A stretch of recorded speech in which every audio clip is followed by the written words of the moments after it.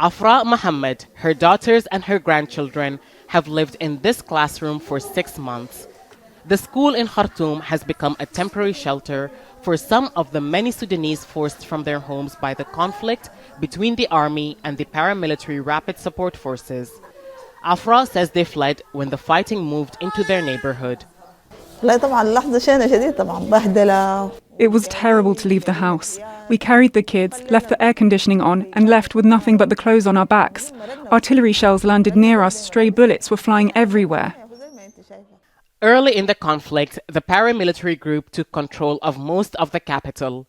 Amid reported theft, rape, and killing, many residents moved to safer regions, often areas controlled by the army.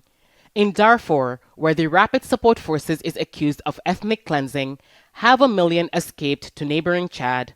Another million have crossed the border into South Sudan, Egypt, and Ethiopia, bringing the total number of displaced Sudanese to nearly 11 million, according to United Nations figures. Families often travel long distances by foot to reach safety. There are families that walked for 3 days to get here. They hadn't eaten and were in poor health. One woman collapsed during the journey and died. People arrive physically and emotionally exhausted. With no official displacement camps and a shortage of tents, many people sleep out in the open.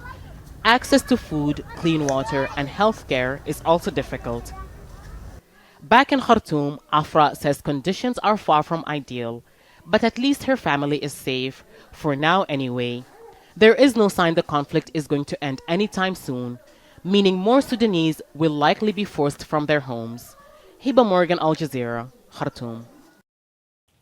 Make sure to subscribe to our channel to get the latest news from Al Jazeera.